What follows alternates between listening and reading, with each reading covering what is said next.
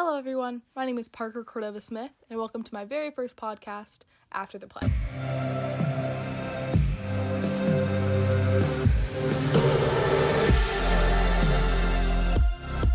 Today I'm joined by Peyton Cordova-Smith, a former D1 baseball player and now coach. Peyton, you have played at two different levels of competitive baseball. First starting at a CC, Everett Community College, and then transferring to a 4-year D1 college, Southern Illinois University of Edwardsville. What do you find the differences are between the two programs and the level? I'd say the biggest difference was in community college, it was way different atmosphere. The atmosphere was a lot more intense, and everyone had like a sense of urgency because they wanted to get to the next level. But when I was at my Division I school, it just wasn't the same. A lot of people were just like satisfied with being a Division I baseball player, and they didn't want to like get better and improve so they could go on to the next place or like go get drafted or play independent ball, stuff like that. It just wasn't the same culture, and that's the biggest difference. I liked at Division I getting a bunch of free stuff, like all the gear and stuff like that, and not having to do like just working a lot, not getting anything in return. But I liked all the activism we had at my Division I school, and we also helped out with the community a lot, and that was a good time. We did a lot of volunteer hours, and they also really made us keep up on our grades, and I liked that. Did you find that playing for your spot was harder at CC or at D1? Because you came in as a first baseman, and I know that you had to fight for your spot a little more than you did at CC. At CC, I definitely didn't play at all my first year at first base. I only DH'd because the guy was just a better defender than I was, so it really pushed me to get better. And so when I went to my other school, I still was really good at first base, but the other guy was just the most consistent hitter, and he couldn't play third base anymore. So that bumped me to like the DH role. But then in the next year, I didn't really feel any pressure to like do anything special because I knew that I was better than the next first baseman. Even when they'd play the other guy, I still knew, and everyone else on the team knew, that if they wanted someone that would make a play for them every time, that was me.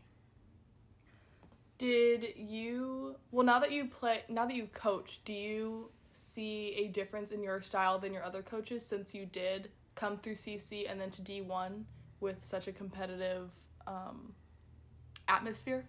I think I just know what it takes to win, and I feel like all the other coaches also have the same drive and passion of wanting to win all the time. They aren't going to be satisfied with just average results, and I think that really plays a part in how the practices like go and how the energy is. The players definitely bring the energy, but if the coaches come in like feeling lazy or something like that, the players will feel like it's okay to do the same. So you just gotta bring energy. Definitely drink a lot more caffeine than I ever did when I was a player. I think that's the biggest difference probably. Now that you've seen the other side of coaching and playing, do you look back on some of your coaches that you have had in the past and think like you could have done this to motivate the team better, or like change this strategy wise? You're always going to look back and think that something could be better, but I feel like I've had a lot of good coaches.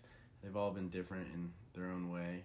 Some are really agreeable, some are just intimidating, others you just like gain respect for over time, and it's just trying to be yourself. Just as long as you aren't acting like you're some kind of person that you're not, then the players will respect you and take your word for what you have to say. Talking about coaches, who was your favorite coach of all time and why?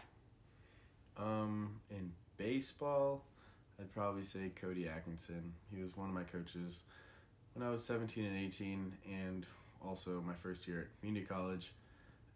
He was just a really nice guy, and I just feel like he did a lot for me and made me become a way better player, made me like take baseball a lot more serious, and really liked it after that.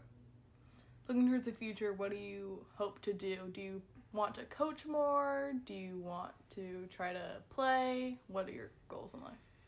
You're really putting me in a spot here.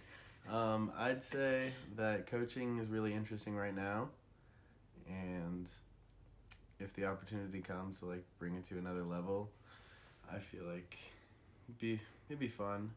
Me and this other person I know, like one of the coaches said that I could run this organization when he's done and whenever I want it. So that's always on the back burner. If I really want to keep coaching, I definitely have a permanent spot.